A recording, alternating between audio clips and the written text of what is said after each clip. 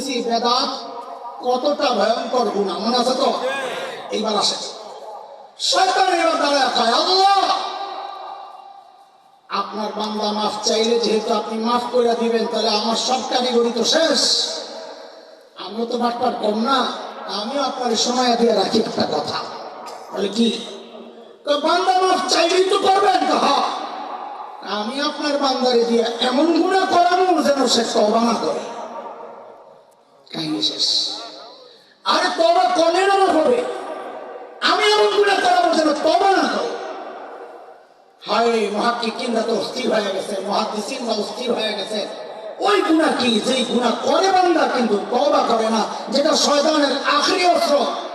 খুঁজতে খুঁজতে বের করছে সেই গুনার নাম হচ্ছে বেদাত, যে গুনাহ মানুষ করে কিন্তু তওবা করে। কেন তওবা করবে? সে তো মনে করতেছে সে নেকি করতেছে, সে গুনাহ করতেছে জানলে তো আর বেদাত হবে না। আরে বেদাত কখন হয়? সওয়াবের আশায় করলে। কথা বল। কেউ যদি জাসনে জুলুসের মিছিল বের করে এই উদ্দেশ্যে, যেটা করলে কিছু গুনাহ হইব, আমল বেশি হয়ে গেছে কিছু গুনাহ করি, তাহলে বেদাত হইব? বেদাত কখন হবে? সওয়াবের আশায় করলে। যারা ওরস করতেছে গুনার জন্য করতেছে না সওয়াবের জন্য। দাঁড়ায় যে মিলাদ করছে সে গুনার জন্য করছে না সওয়াবের জন্য। হ্যাঁ, সওয়াবের জন্য। আপনারা যারা চল্লিশা করেন, কুলখানি করেন, বাৎসরিক করেন, কেন করেন? সওয়াবের আশায় না গুনাহ হবে? সওয়াবের আশায়। তো সওয়াবের আশায় যে আমল বান্দা করে, ওই আমলে তওবা করার সুযোগ তো আসে না। কারণ তওবা তো তখন করে যখন বান্দা মনে করে আমি গুনাহ করছি। সে তো মনে করতেছে আমি সওয়াব করছি, তো সে তওবা কেন করবে? বুঝে আসছে কথা? দুই ধাপ শেষ হলো। প্রথম ধাপ গেল বেদাত কাকে বলে, মনে আছে তো? যেই কাজ বান্দা সওয়াবের আশায় করে কিন্তু দলিল থাকে না। যেই কাজ সওয়াবের আশায় করে না, দলিলের দরকার নাই, তার নাম জরুরত। যেই কাজ সওয়াবের আশায় করে দলিল থাকে, তার নাম শরীয়ত। কয়টা শব্দ শিখেছি? এক নাম্বার শরীয়ত, দুই জরুরত, তিন সওয়াবের আশায় করে দলিলও পাওয়া যায় শরীয়ত। সওয়াবের আশায় করে না, দলিলও তালাশ করে না জরুরত। সওয়াবের আশায় করে দলিল পাওয়া যায় না, পাওয়া যায় তিন কিতাবে। সমস্যা কি কিতাব? বাপ দাদা করছে কিতাব। আরেকটা হলো না যুগ যুগ ধরে চলছে, তিন কিতাবে শুধু পাওয়া যায় না। কোরআনে পাওয়া যায় না, সুন্নতে রাসূলে পাওয়া যায় না, সুন্নতে সাহাবীতে পাওয়া যায়। বুঝে আসছে কথা? চলে এবার শোনাবো আখিরিটা। বেদাত কেন এত ভয়ঙ্কর গুনাহ? কেন এত ভয়ঙ্কর গুনাহ? একটু খেয়াল করা লাগবে। এটা আমাদের মূল পয়েন্ট। মূল পয়েন্টে ঢোকার আগে আমি তিনটা বক্তব্য আপনাদের সামনে রাখবো ইনশাআল্লাহ। তারপরে ফিনিশিং এ বুঝাবো কেন এত ভয়ঙ্কর গুনাহ। এক নম্বর হচ্ছে, শুরুতে আমি যে আয়াতে কারিমা তিলাওয়াত করেছি সূরা মায়েদা, বলেন 67 নম্বর আয়াত। বলেন এই সূরা, এই আয়াতে আল্লাহ সুবহানাহু ওয়া তাআলা রাসূলকে একটা কঠিন হুকুম দিয়েছেন। কি? ইয়া আইয়ুহার রাসূল বাল্লিগ মা উনজিলা ইলাইকা মির রাব্বিক ওয়া ইন লাম তাফআল ফামা বাল্লাগতা রিসালাতাহু ওয়াল্লাহু ইয়াসিমুকা মিনান নাস ইন্নাল্লাহা লা ইয়াহদিল কওমাল কাফিরিন। ও আমার রাসূল, মনোযোগ লাগবে তো, মনোযোগ লাগবে। আসেনি? কে কে ঘুমাইছেন হাত উঠায় দেখান তো। আল্লাহু আকবার। আহা, মনোযোগ দুই চারজনের নাই না, হাত উঠায় দেখাইছেন, ঘুমান নাই। তাই ঠিক আছে, ঠিক আছে, মনোযোগ বেশিরভাগই আছে মাশাআল্লাহ। খেয়াল কর, কয় কথা শোনাবো এখন? তিন কথা।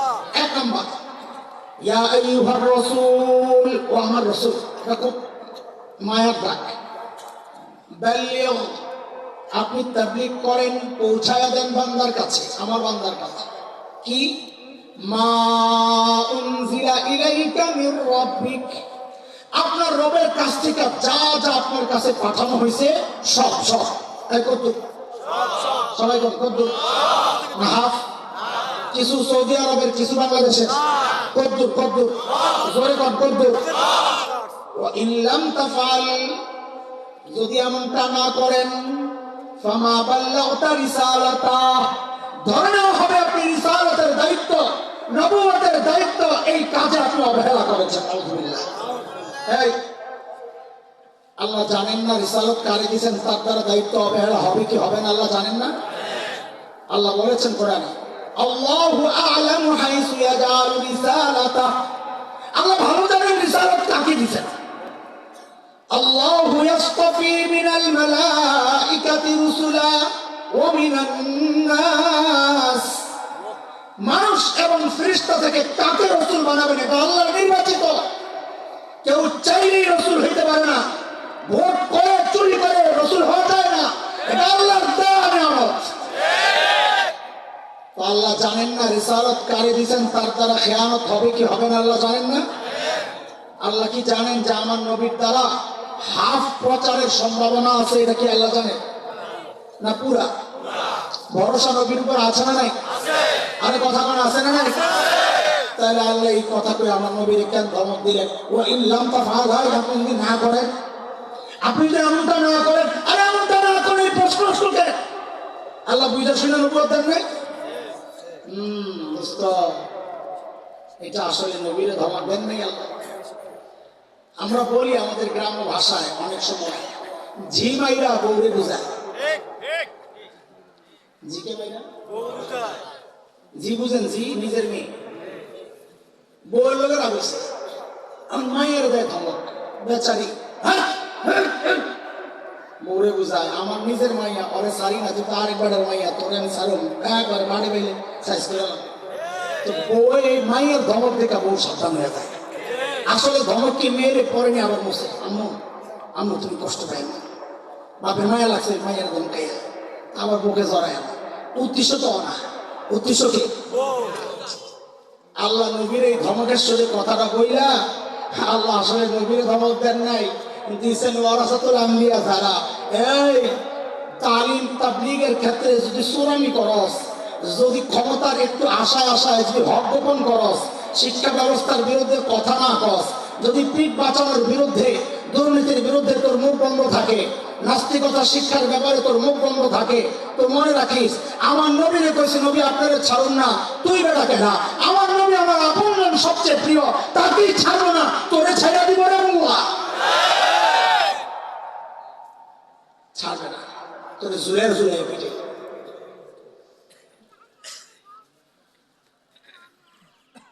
সব বললে যদি আবার জেলে নেয়, এই খবর আল্লাহ আসেনি, সব বললে যে জেলে নিতে পারে, আবার সব কিছুতে মানুষ গ্রহণ করবে না, এটাও আল্লাহ জানে। প্রত্যেকটা দায়ীর জন্য দুইটা আশঙ্কা, শুনে প্রত্যেক রসুলের জন্য ছিল দুই আশঙ্কা, প্রত্যেক দায়ীর জন্য দুই আশঙ্কা। এক হচ্ছে দাওয়াত যাকে দিবে সে গ্রহণ না করার আশঙ্কা, আরেক হচ্ছে যাকে দাওয়াত দিবে তার কাছ থেকে কষ্ট পাওয়ার আশঙ্কা।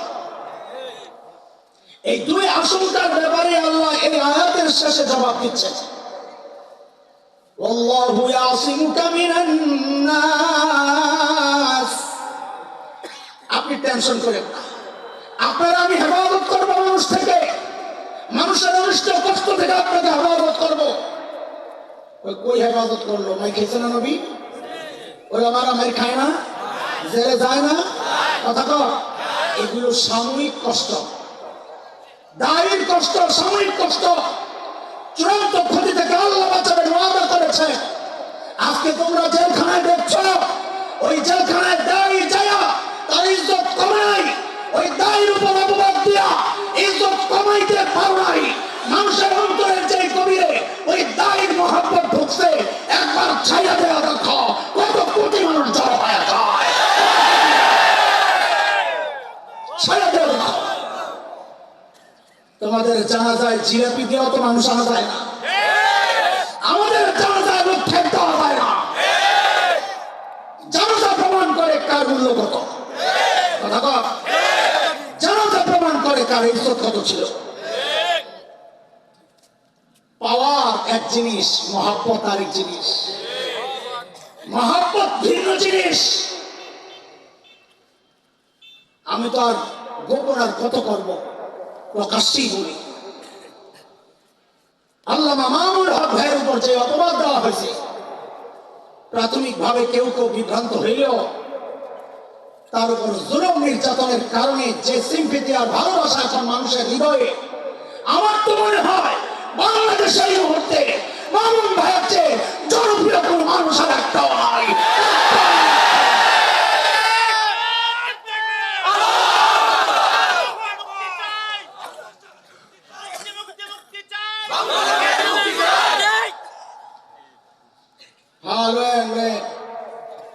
আমার আগে মুক্তি দেন না করে মামুন ভাইয়ের মুক্তি চাই, আনবেন তাড়াতাড়ি।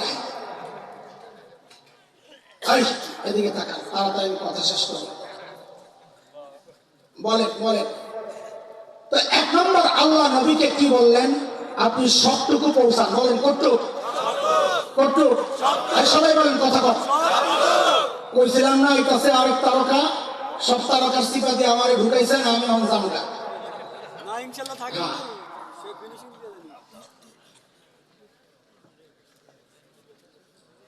আল্লাহু আকবার কি তোর স্লোগান টোলোগান দিবি না?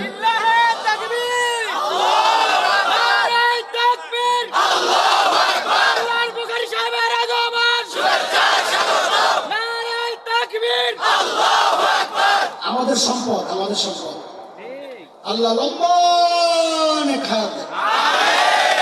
আমার লম্বার চাই তো তোকে আমিনে লম্বা কম হয়ে গেছে।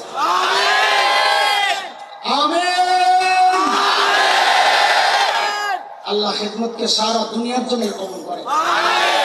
আল্লাহ হাসিদিনদের হাসাদ থেকে, হিংসুকদের হিংসা অনিষ্ট থেকে আল্লাহ হেফাজত করে।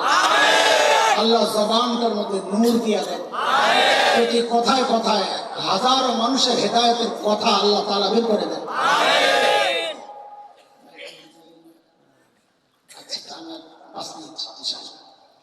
তো এক নম্বর কথা আমাদের কই আছে? সূরা মায়েদা কত নম্বর আয়াত? 67। কয় কথা বলবো বলছি? তিন কথা। কি বুঝাইতেছি? বেদাত কেন এত ভয়ঙ্কর গুনাহ? আগের দুই কথা কি গেছে? বেদাত কাকে বলে, কতটা ভয়ঙ্কর গুনাহ। এখন কোনটা চলছে? বেদাত কেন এত? এক নম্বর কথা পাইলাম, আল্লাহ রসুলকে আল্লাহ বলতেছে আপনার কাছে যা পৌঁছাইছি সব পৌঁছায়া দেন, না পৌঁছাইলে বুঝবো আপনি দায়িত্ব অবহেলা করেছেন। এক নম্বর কথা। দুই নম্বর কথা, বিদায় হজ। আরাফার মাঠে নবী আলাইহিস সালাম সাহাবাদেরকে ডেকে জিজ্ঞেস করেছেন, ও আমার সাহাবীরা, আমি কি আমার উপর অর্পিত দায়িত্ব পুরোপুরি আদায় করছি? তোমাদের কাছে কি সব পৌঁছাইছি ঠিকঠাক মতো? সব সাহাবী একযোগে স্বীকার করছেন, ইয়া রাসূলুল্লাহ, আপনার কাছে যা আসছে আপনি পুরোপুরি দায়িত্ব আদায় করছেন।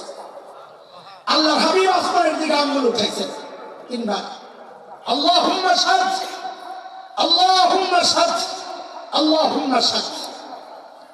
আল্লাহ আপনি সাক্ষী থাকেন, আপনি সাক্ষী থাকেন, আপনি সাক্ষী থাকেন। হযরত জিবরাইল আমিন আসছেন, ইয়া রাসূলুল্লাহ, আল্লাহ বলছেন আল্লাহও সাক্ষী আছে।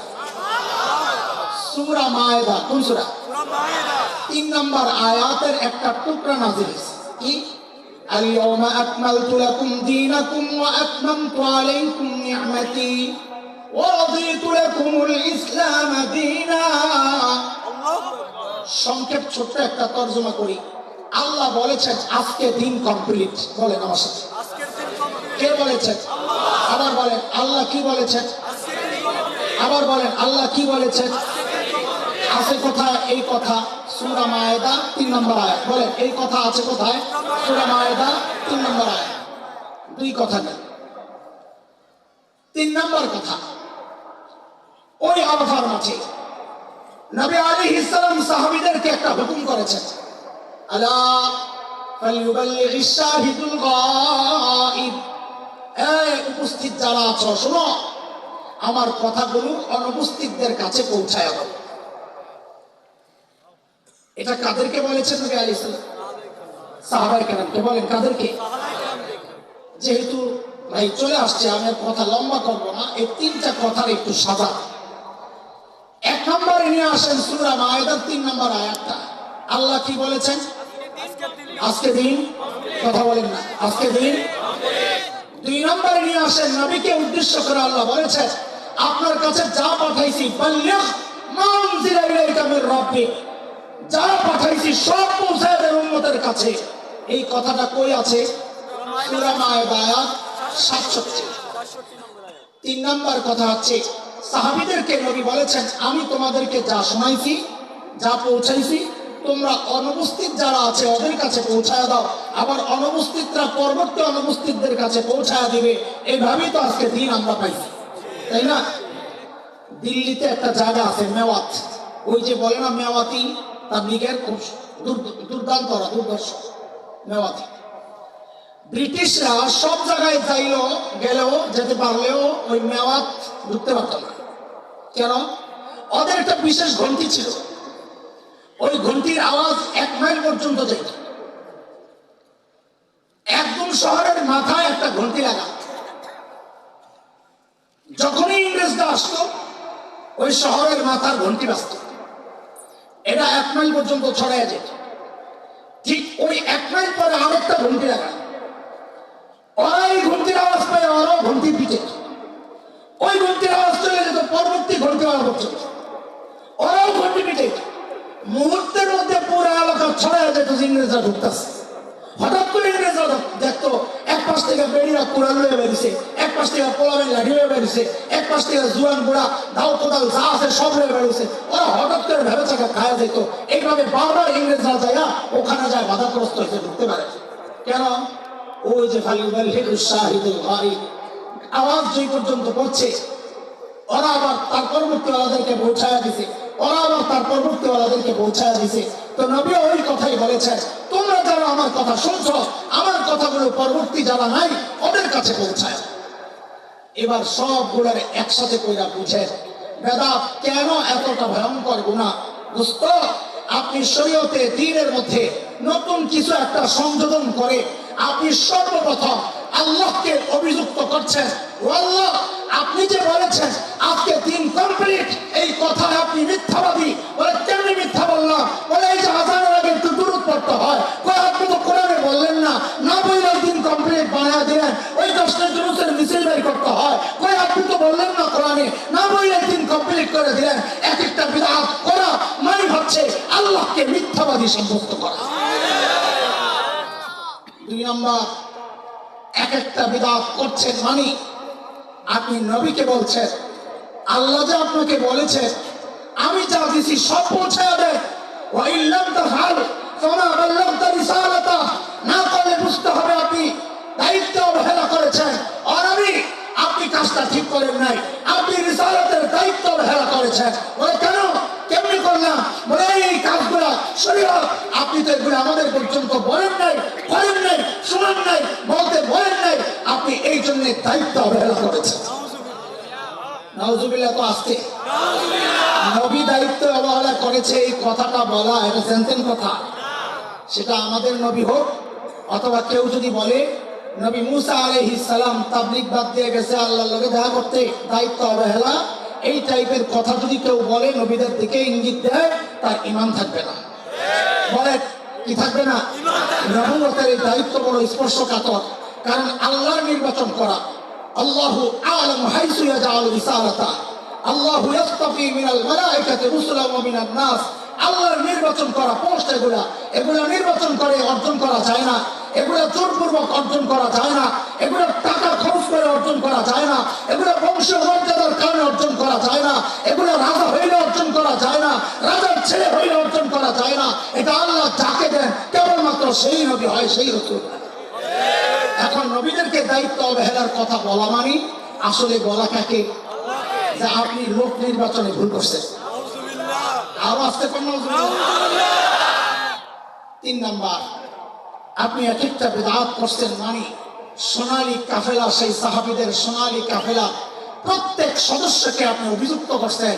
ও আবু বকর, আপনি কামনা করলেন কি? বলে কি হয়েছে? বলে নবীর ইন্তেকালের পরের বছর কেন আপনি ওরস করলেন? আপনি ওরস করলে তো আজকে মোল্লারা বিরোধিতা করতে পারত না। আপনি ওরস না কইয়া যায় যে ক্ষতিটা করছে, কারণ এটা দিন, এটা শরীয়ত, এই শরীয়ত আপনি কেন আদায় করলেন না? তাইলে তো এই বিপদে আমরা পড়তাম না। ও আমার, এই কাজটা যদি আপনি করতেন তো আজকে মোল্লা করে পিটাইটা আমার সহজ হইতো। যেমন করছে মোল্লা, তুই করবি না কেন? এক একটা বিদআত করছি মানে সাহাবীদের এই সোনালী কাফেলা প্রত্যেকজন সাহাবী কারা? আরে আমার আপনি, আমি আপনি যে মুত্তাকি, আমার পাশের মানুষ বউ সাক্ষী দেয় না, সাহাবী মুত্তাকি, স্বয়ং আল্লাহ সাক্ষী দিয়েছে। উলাইকা আল্লাযীনা ইমতাহানা আল্লাহু কুলুবাহুম লিত-তাকওয়া লাহুম মাগফিরাতুন ওয়া আজরুন আযীম। সাহাবী মুত্তাকি সাক্ষী দিয়েছেন কে? সেই সাহাবীর ব্যাপারে তুমি অভিযোগের আঙ্গুল তুলছ, তোমার সাহস কত? যাদের ব্যাপারে আল্লাহ জান্নাতের ওয়াদা করেছেন, ওয়াস-সাবিকুনা আল-আউওয়ালুনা মিনাল মুহাজিরিন ওয়াল-আনসার ওয়াল্লাযীনা ইত্তাবাউহুম বিইহসান রাদিয়াল্লাহু আনহুম ওয়া রাদু আনহু। রাদিয়াল্লাহু আনহুম, ওলামায়ে কেরাম শুনেন, আল্লাহ বলেন রাদিয়াল্লাহু আনহুম, মিন্না, ওলামারা পড়ছেন না স্বর্গে তাকে মিন ইত্তাবিউস, কিছু কিছু আমিল ইস্তিগরাক, সব আল্লাহ বলেন আনহুম, একজন সাহাবীও বাদ নাই, আমি সমস্ত সাহাবীর উপর আমি আল্লাহ রাজি। সুবহানাল্লাহ, রাদিয়াল্লাহু আনহু। কাদের ব্যাপারে অভিযোগ করছে? কোন সুস্থ মস্তিষ্কের মানুষ সাহাবীদের উপর অভিযোগের আঙুল তুলতে পারে না। আরে ওর দোষ কি দিব? হয়তো আল্লাহরও ছাড়ে নাই, নবীরও ছাড়ে নাই। তো আপনারাও বিদআত করতে থাকেন, মাশাআল্লাহ। ছাড়বো না করবো? অতীতে করছি, এর জন্য কি করব? নাইলে তো শয়তান তার ওই মিশন বাস্তবায়ন করবে। আল্লাহ এমন গুনাহ করাবো যে গুনাহ বান্দা করবে কিন্তু তওবা করবে না। মনে আছে তো কথা? এই জন্য আমরা অতীতের সমস্ত তওবা, গুনার জন্য তওবা করব। এই যে শবে বরাত আসছে, যে ব্যাপারে বলছিলাম, শবে বরাত কেন্দ্রিক যত বিদআত আছে সব বিদআত ছাড়বো। শাবান মাস বেশি বেশি রোজা রাখবো। নবী আলাইহিস সালাম সবচেয়ে বেশি রোজা রাখতেন শাবানে, পুরা মাস রোজা রাখতেন শুধু রমজানে, কিন্তু শাবানে অল্প কয়েকটা রোজা বাদ দিতেন শেষ দিকে, আর পুরা মাস রোজা রাখতেন। হযরত উসামা ইবনে যায়েদ জিজ্ঞেস করছেন, এত রোজা কেন রাখে? খুব আদর করতেন তো উসামারে, এত রোজা কেন রাখে? তো নবী আলাইহিস সালাম বলেছেন দুইটা কারণ। কারণ শাবান, রজব আর রমজানের মাঝখানে, রজবও সম্মানিত, রমজানও দামি, দুইটার মাঝখানে শাবান পড়ছে। মানুষ অবহেলা করবে, কেউ যেন অবহেলা না করে। আমি এই অবহেলার সময় এই আমলটা করি। অবহেলার সময় আমল করলে এটার দাম মালিকের কাছে বেশি হয়। যে আজকে কেউ আইলি না, তুই আইলি, করোনা চলতেছে, হুজুর সবাই গেছে, আপনি হনে পড়াইতেছে, এই হুজুর আমাকে রাখতে হবে। আর আমরাই তো বলি যে এইরকম অসময়ে যদি কেউ ডিউটি আদায় করে তার মূল্য বেশি হয়। নবীও চিন্তা করেছে রজব মাসটা এটাও দামি, যেহেতু 4 মুহররম মাস, যেগুলো যুদ্ধ বিগ্রহ হারাম সম্মানিত মাস, এই 4 মাসের মধ্যে একটা রজব। রজব আরবদের কাছে দামি, রমজানও দামি, মাঝখানে পড়ে গেছে শাবান, এটা নিয়ে কেউ অবহেলা করতে পারে। সেই জন্য এই মাসে নবী বেশি বেশি রোজা রাখতেন। আরেকটা কারণ বলে, বাৎসরিক আমল জমা হয় শাবান মাসে। কবে কবে? শাবান মাসে। আমার আমল আমি পছন্দ করি, আমার আমল ওই অবস্থায় আল্লাহর কাছে জমা হোক, যা আল্লাহ দেখেন আমি রোজাদার। হযরত মুফতি তাকি ওসমানী হাফিজাহুল্লাহ বলে, রোজাদার দেখলে কি সমস্যা? সমস্যা হইলো আপনার কাছে যখন কেউ আসবে, একটা বান্দা আসছে বেতন নেওয়ার লিগা, বেচারা মুমূর্ষু অবস্থা, অসুস্থ, হাঁটতে পারে না, চলতে পারে না, বিচার আইছে, ডিউটি ঠিক মতো করে নাই। আপনি বেচারে দেখে বলবেন কি, আর এই বেড়া কি ডিউটি করবো, বেচারা কষ্ট করে আইছে, থাক বেতনটা দিয়ে দিই। দেখেন আল্লাহর হাবিব, যার আগে পিছের সব মাফ, আল্লাহর হাবিব বলেন আমিও রোজা অবস্থায় থাকবো, কেন? যেন ওই অবস্থায় আমার আমলটা আল্লাহর কাছে জমা হয়, যে আমি রোজাদার, ক্ষুধায় কষ্ট পাচ্ছি, পিপাসায় কষ্ট পাচ্ছি, আমার এই কষ্টের চেহারাটা দেখলে আল্লাহর যদি মায়া হয়, তো আমার কিছু ভুল ভ্রান্তি থাকলে আল্লাহ আমাদের ছেড়ে দিন। আমাদের বেশি করা দরকার। যার গুনাহ নেই তিনি যদি এই কথা কন, তো যাদের গুনাহ আছে তাদের কি করা দরকার? আজকে থেকে নিয়ত করে শেষ 2-1 দিন আগ পর্যন্ত আমরা রোজা রাখবো শাবানের ইনশাআল্লাহ। কেন? ওই আমাদেরকে দেখে যেন আল্লাহর মায়া হয়, আমল একটু ত্রুটিমুটি থাকলেও যেন আল্লাহ ছেড়ে দেয়। ঠিক আছে ইনশাআল্লাহ। আল্লাহ আমাদেরকে শাবান কেন্দ্রিক শবে বরাত কেন্দ্রিক যত বিদআত আছে সমস্ত বিদআত থেকে বাঁচায় রাখেন, যত নেক আমল আছে সবগুলো সুন্নত তরিকায় করার তৌফিক দান করে। আমিন আমিন। ওয়া আখিরু দাওয়ানা আলহামদুলিল্লাহি রাব্বিল আলামিন। আসসালামু আলাইকুম ওয়া রাহমাতুল্লাহি ওয়া বারাকাতুহু। সম্মানিত সুধী সমাজ, দেখতে দেখতে আমরা একবারই শেষ পর্যায়ে চলে আসি। এজন্য সকল